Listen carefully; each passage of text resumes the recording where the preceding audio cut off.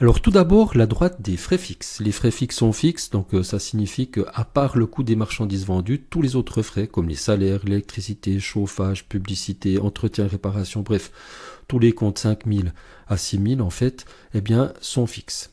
On paye un forfait, par exemple, pour nos employés, eh bien, on leur paye une somme, puis on leur dit, mais que vous travaillez beaucoup ou pas du tout durant l'année, vous allez recevoir cette somme-là. On connaît déjà ça, nous, avec la téléphonie. On paye un abonnement et puis notre consommation ne va pas augmenter en fait les frais par rapport à ceux qu'on paye par mois. Donc ici c'est pareil. Donc après on va calculer combien il y a de frais fixes et puis en fonction de leur valeur, ici si je fais augmenter un peu les frais fixes, eh bien on voit que cette droite elle va ne pas avoir de pente parce qu'elle ne dépend pas de la quantité vendue, mais elle va s'établir plus ou moins haut ici dans l'échelle des francs. Si je change la quantité vendue, il n'y a pas de changement parce que les frais sont tout simplement fixes. La droite du chiffre d'affaires, elle, va dépendre des quantités vendues. On voit ici que la quantité vendue va être multipliée par le prix de vente. Alors ici, j'ai un prix de vente de 90, je pourrais le mettre à 100 par exemple, mais je me rends compte ici, si je le fais varier, ce prix, eh bien quand je vends rien, je reçois rien. Donc ça veut dire que cette droite, elle va partir depuis l'origine. Puis alors ensuite, dès que je vends une pièce, je vais encaisser le prix de vente. Ici, si c'est 100 francs, je vais encaisser 100 francs. Et puis on voit que les points se trouvent de la manière suivante. On regarde quelle est la quantité, on regarde combien on a encaissé, et puis on trouve ce point d'intersection. Et vu que lorsqu'on vend rien, il n'y a pas de chiffre d'affaires, eh bien, on arrive déjà à tirer une droite, parce que ça part de l'origine, et puis ça permet, avec ce point d'intersection, de trouver un deuxième point, puis de tirer la droite. Plus je vends, plus j'encaisse. Ça veut dire ici, 3 pièces vendues, 300 francs de chiffre d'affaires, j'ai encore un point ici, puis je vois que c'est une droite. Puis si je vais jusqu'au 6, ici, ben voilà, je me retrouve avec 600 francs encaissés, et puis on voit que c'est une droite, tout simplement, qu'on tire de cette manière-là. La pente, elle va dépendre du prix de vente. Si j'augmente le prix de vente, eh bien, j'encaisse plus, donc la pente, elle est plus accentuée, elle part toujours depuis l'origine. Si je diminue le prix de vente, eh bien, je vois que la pente est moins accentuée, parce que j'encaisse un chiffre d'affaires net plus faible pour chacune des ventes. Les coûts variables, ici, c'est tout simplement ce que me coûte la marchandise que je vends. Alors, une fois de plus, si je vends rien du tout, eh bien, quantité vendue 0, prix d'achat d'une pièce, ici j'ai mis 60 francs, eh bien, ça me fait 0. Et puis du coup, là aussi, cette droite du coût variable, elle part depuis l'origine, parce que lorsqu'on me dit combien t'ont coûté les marchandises vendues, ben, j'en ai pas vendu, donc ça m'a rien coûté.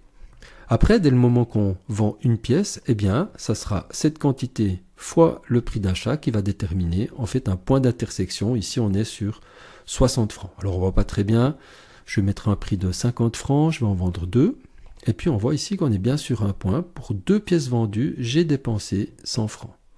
Si j'en vends 4, pour 4 pièces vendues, j'ai dépensé 200 francs. Puis, on se rend compte que finalement, c'est une droite comme le chiffre d'affaires qui part depuis l'origine. Et il suffit de multiplier la quantité vendue par le prix d'achat pour trouver des points d'intersection. Là aussi, si j'augmente le prix d'achat, la pente va s'accentuer parce que ça me coûte plus cher pour chacune des pièces que j'ai vendues. Si par contre j'ai des prix plus bas, eh bien ça me coûte moins cher par pièce vendue. Alors là, on retient que ça part de l'origine et puis ensuite il suffit de multiplier la quantité par le prix et puis ça nous permet de trouver un point d'intersection et avec cette origine puis ce point d'intersection, on peut tirer la droite sans problème. Ici, on va analyser la droite des coûts totaux. Alors, les coûts totaux, il y a deux sortes de coûts. Il y a les coûts variables, ici, c'est ce que coûte la marchandise vendue.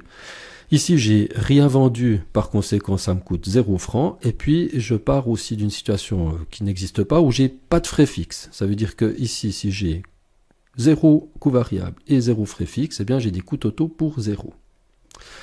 Ensuite, si je vends des marchandises, admettons que j'en vende 6, ici, et qu'elles me coûtent chacune à l'achat 50 francs, eh bien, j'aurai un coût total qui correspondra à ce que coûtent les marchandises vendues, ici 300 francs. Ça veut dire que si je prends ce point-là, si je vends 2 pièces, elles me coûtent chacune 50 francs, ce qui fait que ça me coûte en tout 50 francs. Ici, si j'en vends 6, eh bien, 6 fois 50 francs, ça me fait 300 francs de coût. Et en l'absence de frais fixes, ça veut dire que mes coûts totaux correspondent aux coûts variables.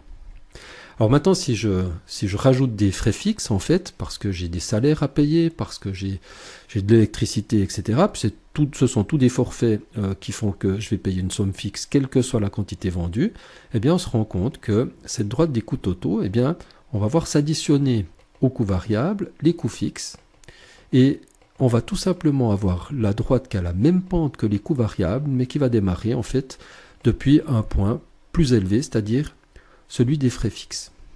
Alors voilà, si on veut dessiner cette droite, il suffit de se dire que on a de toute façon ici 200 francs de frais fixes, puis à ces frais fixes, il faut rajouter les coûts des marchandises vendues.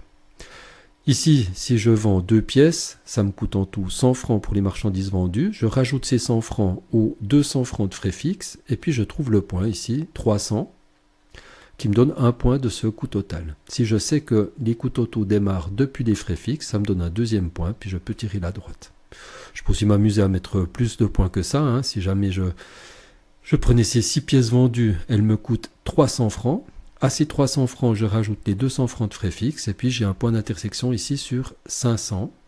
Et à nouveau, ici, je sais que ça part depuis les frais fixes, et je peux tirer cette droite des coûts totaux. Alors voilà, si j'augmente le prix d'achat, eh bien on voit que la pente des coûts totaux va augmenter. Si je diminue, la pente va baisser. Ce qu'on constate surtout, c'est que finalement, c'est la même pente que les coûts variables. Simplement, il part depuis une hauteur supérieure. Donc voilà, les coûts totaux, c'est une droite qui part depuis les frais fixes et qui ressemble ensuite à des coûts variables. Il reste une dernière droite ici, c'est la droite de la marge brute. La marge brute, c'est la différence entre le prix de vente, pour la marge brute unitaire, par pièce, entre le prix de vente et le prix d'achat. C'est-à-dire que si je vends 110 francs une pièce alors qu'elle m'a coûté 60 francs, j'ai une marge brute de 50 francs par pièce vendue. Alors ici, à nouveau, quand on me dit quelle est la marge brute sur tes ventes si tu n'as rien vendu, si j'ai rien vendu, j'ai pas de marge brute, ce qui veut dire que cette droite, elle part depuis l'origine. Puis alors ensuite, en fonction de la quantité de pièces que je vends, eh bien, j'aurai une droite en fait qui va suivre une pente qu'on peut ensuite dessiner assez facilement.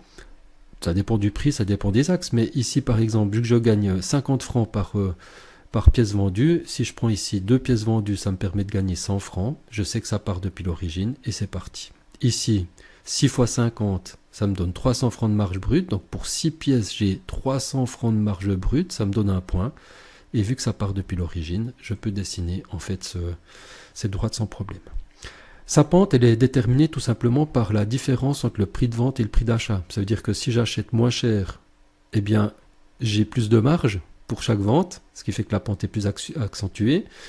Si j'achète plus cher, je me fais une marge plus faible. Ici que 40 francs. Hein, si j'exagère encore le prix de vente, ici je fais plus que 30 francs, voire 20 francs, puis on se rend compte que finalement, on a cette pente qui diminue. Pareil pour le prix de vente. Plus mon prix de vente est élevé sans que le prix d'achat augmente, plus ma pente va être importante et vice-versa.